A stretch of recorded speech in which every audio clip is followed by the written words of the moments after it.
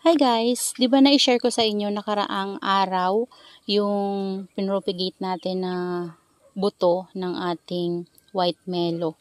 So, alam nyo guys, nagulat ako kasi mayroon na agad siyang mga tubo. Ayan. Ito yung unang bunga ng white mellow sa akin guys. Ayan oh. Ang dami. So, kailangan talaga lagi silang nababasa. Ayan. So, tama lang na tinabi ko siya dito sa mga propagation ko ng gymnocalcium. So, ayan sila guys. Ang dami. Tapos yung, guys, yung doon sa white pot na tinanim ko din last day, meron na rin siya. Marami na rin yung tubo. Tapos, kinuha ko na naman guys yung nandito na mga 4 na bunga ng ating white mellow. Ayan o. Kakukuha ko lang guys. Ayan. Butas pa nga yung pinagkuhanan ko. Ayan o. Hindi ko na naipakita sa inyo. Pero, tinabi ko doon guys. Yan, natatapon yung natin. No? Sinabuyan ko sila ng tubig kanina. Tapon yung toppings natin. So, doon guys sa loob, yung ating pot na pinagtaniman. Pero bago yon, gusto ko lang ipasilip sa inyo yung mga gymno natin dito. Tapon talaga yung toppings niya. Hindi ko napansin. Ayan. Tingnan nyo guys. Ang lalaki na nila, diba? Oh, may butterfly. Ayan. Ang lalaki na nila. Ayan. This one. Maliit lang to dati guys. Kaso yung nito, itsura deform. So parang dito, gumanon siya guys. Parang gumanon yung itsura niya. Ayan o. Tingnan nyo. Tapos ito ang ganda guys. Oh. Ayan, sila guys, ang gaganda, ang kukulay. Ayan, ang laki nito. Ayan, ito yung ating dark moon. Dami na nito guys na propagate ko.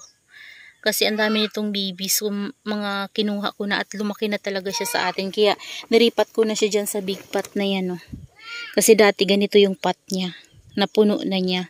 Tapos yung isa natin, nilipat ko na rin dito. Yan, may propagation tayo. Laglag siguro yung isa guys. Meron pa yan dito. Ayan. Yung tricolor. Ito yellow var.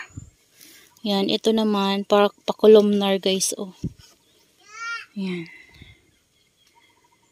Pa-columnar siya. Kaso meron siyang parang ganyan scars. Di ko alam, parang lumot. Nung nilagay ko sila guys sa rain or shine na ganyan sila. Ito ang ganda nito guys. Oh. Ganda ng niya, itsura niya. Ito na mumulaklak. Yan, tapos may isa tayong propagation dyan. Di pa siya nag-open. And kahapon may nag-open dito na astrophytum. So, dito sila guys. Oh. Ayan. Hindi ko nakuhanan ng video. Pero, ayan. O-open pa yan mamaya guys. And itatry ko yan i-pollinate. Yan no. Yan. Maliliit lang yan nung nabili ko yung mga yan. Lumaki na sila. Ito nga oh. 4 ribs. Yan. 5 ribs. Yan. Papalakihin ko pa yan sila guys. Yung kiko natin guys oh. Yan. Tapos nandito. Pasok tayo sa loob yung ating na buhay na white mellow sa pot na to. Charan, tingnan nyo guys. So, ayan pa yung mga inano ko. Ay, dumikit. Ayan, inistakan ko siya ng water dyan para ma-maintain natin yung moisture ng ng lupa. Ayan. Parang may parang may worm ata na pumasok. Ayan may butas. Ayan guys, diba napakarami ng tubo. Ang bilis. Ayan, nilagyan ko to ng osmokot. Ayun, osmokot niya. Dati pa yan nandyan guys. Ayan parang may butas dito. Ayan. Diba, ang dami niyang tubo. So, ang bilis niya lang guys tumubo. Ayan, sana ay maparami ko yung white mellow ko guys. Yung itsura ng ating mga cactus dito guys. Oh. Yung dun talaga guys, napakalalaki na nung mga gymno natin na yun. So, may nag-ask sa atin kung ano daw yung ginagamit natin sa scales. Actually, hindi pa ako naka-experience ng scales dito sa ating mga cactus na to guys. So, naka-experience ako ng scales sa puno ng dugong, yung mga Echeveria succulents natin, yung mga big Echeveria succulents natin. Doon ko sila na-encounter. Pero dito guys sa mga cactus na to, wala. Hindi ko sila na-encounter dito. So, ang gamit ko lang naman ganun, kapag may ganun guys, alcohol, tapos in-spray ko yun, tapos tinututbrush ko siya, or kaya yung sabon, yan sabon guys, tinututbrush ko dun sa tapos binabanlawan ko yun. Ganun yung ginagawa ko, pero parang kailangan uulit-ulitin nyo guys yung ganun na paggawa nyo kasi hindi rin agad sila nawawala. So, kaya ginawa ko yung mga Echeveria succulents ko guys sa may ganon. Hindi ko na kasi masyadong inulit-ulit kasi nakakapagod din naman. So, tinapkat ko na lang sila. Yun yung na-share ko sa inyo nakaraan guys, diba? So, yung mga Echeveria succulents natin na nakatapkat na, yan o. Ayan sila. Diba? May mga ugat na yan, mga Echeveria natin na yan guys, na mga tinapkat. So, kapag ano, hindi na tayo mahirapan. Pero kung sa mga gymno, wala akong maipayo sa inyo guys sa ganun kasi hindi ko pa talaga na-experience yun dito sa aking mga cactus. Hindi pa sila nagkaroon ng skills. Sana guys, wag naman kasi ang hirap ng skills tanggalin kasi na-experience ko nga siya dito sa ating mga Echeveria succulents, yung mga matatanda na yung puno. Lalo na yung dugong guys, yung mga frilly succulents, yun.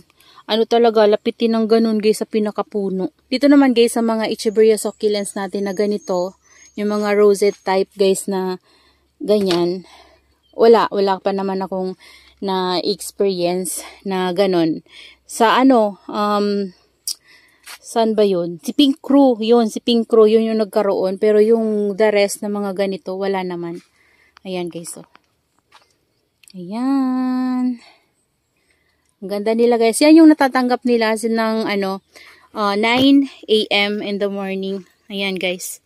Yan yung sunlight na natatanggap nila. So, sa mga nagtatanong, ano yung setup natin sa ating garden? Ganito po siya. Yan, ganyan siya. Mayroon siyang shade net na manipis sa taas. Tapos nakabubong sila guys ng UV plastic. So, may nagtatanong pa rin sa atin. So, ilang beses ko na rin to guys na sabi na yung UV plastic natin ay nabili natin sa Shopee. So, sa Shopee ko po siya nabili. Ilang beses ko na rin naman na sabi. Ayan. Sa Shopee ko siya nabili. Matagal na din. So, matagal din yung use ng UV plastic guys. Ayan siya. Tapos yung net manipis lang.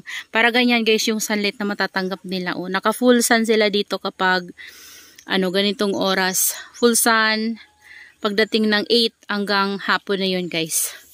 Ganyan yung sunlight na natatanggap nila. Pati yung ating mga purples. Ayan. Hanggang dun.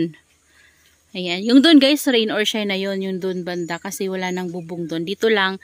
Nilagyan ko to dito ng net and UV plastic kasi yung mga Echeveria succulents natin na mga ganyan, medyo mahirap talaga sila buhayin dito guys sa lowland kung naka rain or shine sila. Ewan ko sa inyo guys pero sa akin kasi sa experience ko ganun, nahirapan ako sa kanila kapag walang greenhouse. So pag may greenhouse, makukontrol mo yung pagdidilig sa kanila, makukontrol mo yung water na iniinom nila. So makukontrol natin yung overwatering nila guys.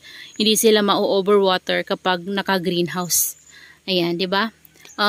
Pwede naman sila makainom ng rainwater basta yun yung ididilig natin. So ganun yung ginagawa ko pag may rainwater or umuulan, nagsasahod ako tapos yun yung dinidilig ko sa kanila.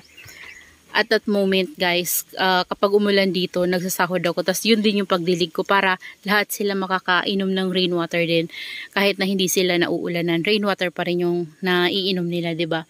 So yun yung ginagawa ko sa kanila guys. Kaya siguro mga chubby-chubby din sila. Tapos nagustuhan nila yung ating soil mix na ginamit at sa fertilizer na rin. So yung fertilizer na ginagamit ko sa kanila guys ay Osmocote. So yun lang naman guys yung fertilizer na ginagamit ko. So yun guys, that's all for today's video and I hope you enjoy watching and see you on my next vlog. Happy gardening everyone. Bye!